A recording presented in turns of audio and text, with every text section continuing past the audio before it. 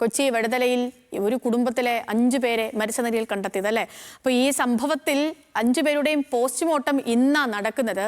മൃതദേഹങ്ങൾക്ക് 3 ദിവസത്തെ പഴക്കമുണ്ടെന്നാണ് നിഗമനം. കുടുംബ പ്രശ്നങ്ങളാണ് മരണത്തിലേക്ക് നയിച്ചതെന്ന് പോലീസ് വിലയിരുത്തുന്നു. തിരുവനന്തപുരം സ്വദേശി അശ്വതിയെയും അമ്മയെയും 3 മക്കളെയുമാണ് മരിച്ച നിലയിൽ കണ്ടെത്തിയത്. സഹിൻ ആന്റണി വിവരങ്ങളുമായി ചേരുന്നുണ്ട്. സഹിൻ, ഈ കുടുംബ പ്രശ്നങ്ങളാണ് മരണത്തിനുള്ള കാരണമെന്ന് കണക്കാക്കുന്ന ആത്മഹത്യാക്കുറിപ്പടക്കം കഴിഞ്ഞ ദിവസം കണ്ടെത്തിയിരുന്നു. ഇപ്പം ഇന്ന് പോസ്റ്റ്മോർട്ടം കൂടി നടക്കുന്ന ദിവസമാണ്. എന്താ പോലീസ് പറയുന്നത്? എന്താണ്? തീർച്ചയായിട്ടും സേതു സൂചിപ്പിച്ചതുപോലെ തന്നെ ആത്മഹത്യക്കുറിപ്പടക്കം കണ്ടെത്തിയിരുന്നു. ഇതിൽ തന്നെ പോലീസ് പറയുന്നത് വ്യക്തിപരമായ പ്രശ്നങ്ങളാണ് ആ മരണത്തിലേക്ക് നയിച്ചത് എന്നുള്ള ഒരു വിലയിരുത്തലാണ് പോലീസിനുള്ളത്. മൃതദേഹങ്ങൾക്ക് 3 ദിവസത്തോളം പഴക്കമുണ്ടെന്നും മനസ്സിലാക്കാൻ കഴിയുന്നുണ്ട്. കുട്ടികൾക്ക് വിഷം നൽകി കൊലപ്പെടുത്തിയ ശേഷം 2 സ്ത്രീകളും തൂങ്ങി മരിക്കുകയായിരുന്നുവെന്നും പോലീസിന് വിവരം ലഭിച്ചിട്ടുണ്ട്.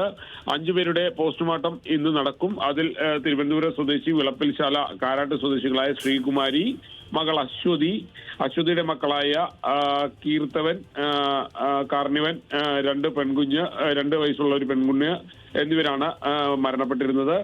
ശ്രീകുമാരിയുടെയും മകൾ അശ്വതിയുടെയും പോസ്റ്റ്മോർട്ടം കളമശ്ശേരി മെഡിക്കൽ കോളേജിലും കുട്ടികളുടെ പോസ്റ്റ്മോർട്ടം എറണാകുളം ജനറൽ ആശുപത്രിയിലുമാണ് നടക്കുക. പോസ്റ്റ്മോർട്ടത്തിന് ശേഷം മൃതദേഹം ബന്ധുക്കൾക്ക് വിട്ടു നൽകും എന്നുള്ളതാണ് മനസ്സിലാക്കാൻ കഴിയുന്നത്. ഈ കുട്ടി എന്തോ അസുഖത്തിന് ചികിത്സയിലൊക്കെ ആയിരുന്നു. അപ്പൊ അതുമായി ബന്ധപ്പെട്ട് എന്തോ മാനസിക പ്രശ്നമൊക്കെ ഉണ്ടായിരുന്നു എന്നൊക്കെ പറയുന്നുണ്ടല്ലോ സഹിൻ, അത് ശരിയാണോ? സംശയിക്കുന്നുണ്ട്. കാരണം ഇവര് കഴിഞ്ഞ 2 മാസമേ ആയിട്ടുള്ളൂ എറണാകുളത്ത് താമസിക്കാൻ തുടങ്ങിയിട്ട്. ലൂർദ് ആശുപത്രിക്ക് സമീപമാണ് ഇവർ താമസിച്ചിരുന്നത്. ഈഡൻ ഗാർഡൻ എന്ന് പറയുന്ന ഒരു വില്ലയിലായിരുന്നു ഇവർ താമസിച്ചിരുന്നത്. അവിടെ 2 മാസമേ ഇവർ താമസിക്കാൻ തുടങ്ങിയിട്ടായിട്ടുള്ളൂ.